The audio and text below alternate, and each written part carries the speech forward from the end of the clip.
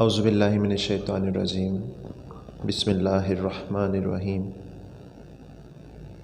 अज़ीज़ तुलबा व तालिबात, अस्सलामु अलैकुम। उम्मीद करता हूँ कि आप सब खैरियत से होंगे। आज बेटा मैं 9-10 दोनों क्लासों को ग्रामर के कुछ पॉइंट्स हैं ये रिपीट करवा रहा हूँ। इम्पोर्टेंट चीज़ें हैं, इसलिए मैं इसको एक अलग टॉपिक से हट के थोड़ा सा मैं आपके सामने पेश करने जा रहा हूँ। आप लोगों ने हमारी ग्रामर में ये चीज़ मौजूद है, वहाँ से आप इसको अच्छे तरीके से पढ़ सकते हैं, देख लीजिएगा। बाकी मैं कोशिश करूँगा हर चीज़ आपको समझाता जाऊँ। सबसे पहले बेटा आपको ये पता होना चाहिए कि फ़ेल क्या है। इंग्लिश में हम इसको वर्ब कहते हैं।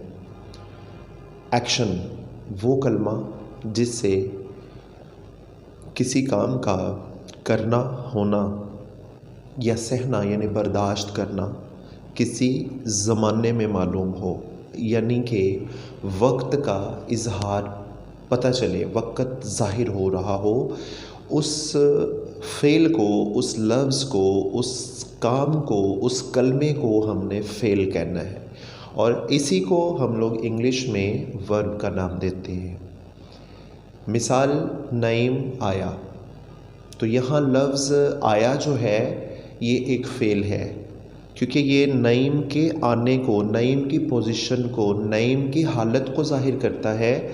और फिर दूसरा, इसमें ज़माना भी मौजूद है। नईम आया मतलब वो आया है, आ चुका है, उसको आए कुछ वक़्त गुज़र गया।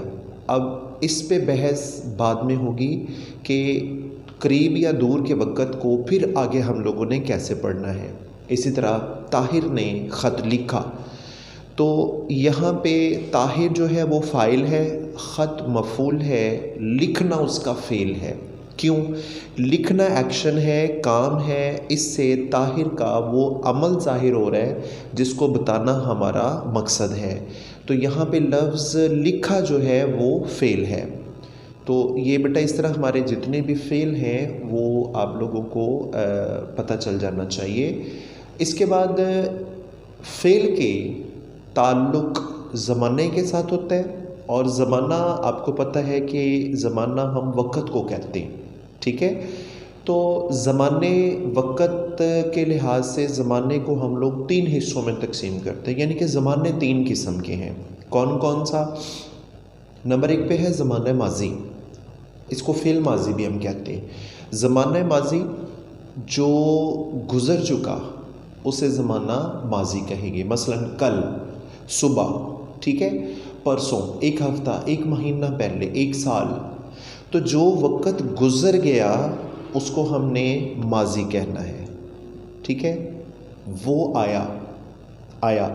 अब आया वक़्त में इस बात का सबूत है कि उस बंदे को जिसका ज़िक्र है उसको पहुँचे हुए कुछ वक़्त हो गया, ठीक है।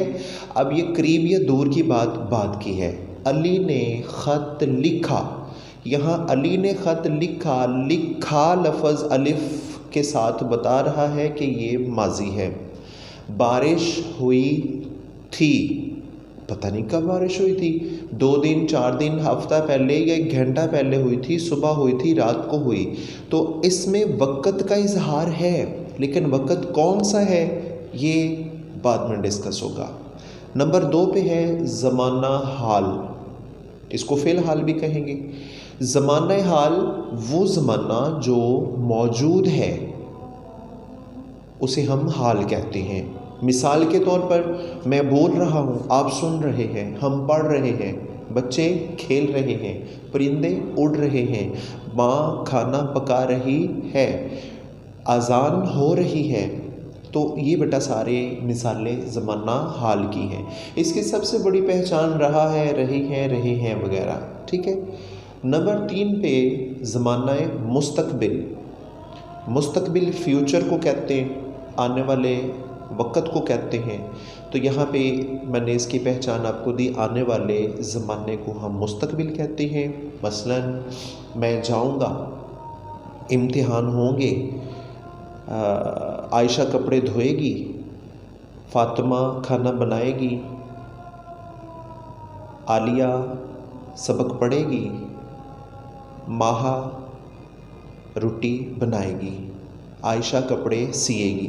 तो ये बनाएगी, सिएगी, पकाएगी, धोएगी, जाऊंगा, होंगे, ये गा गी गे जितने लफ्ज़ हैं ये सब के सब ज़माना मुस्तकबिल आने वाले वक़्त को ज़ाहिर करते हैं। तो यहाँ तक बेटा हमारे फ़ेल के लिहाज से 3 ज़माने हमने पढ़े, ठीक है।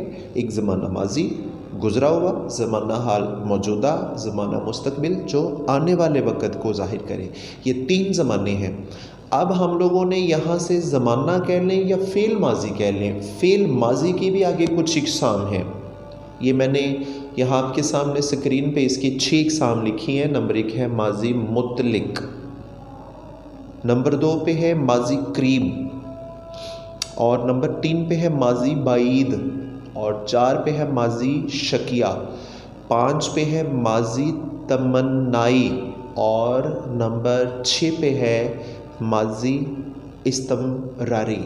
तो इन फ़ेल माजी की इक़साम को इंशाल्लाह अगले लेक्चर में हम लोग डिस्कस करेंगे, और ये इम्पोर्टेंट भी है, पेपर में पूछा भी जा सकता है।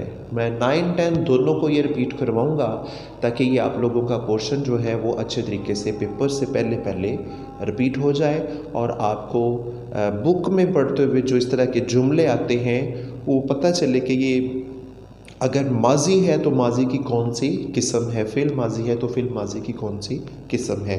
इंशाल्लाह अगले लेक्चर में मैं फ़िल माजी की इक़साम जो हैं वो आपको डिटेल के साथ समझाऊँगा। अल्लाह हाफ़िज़।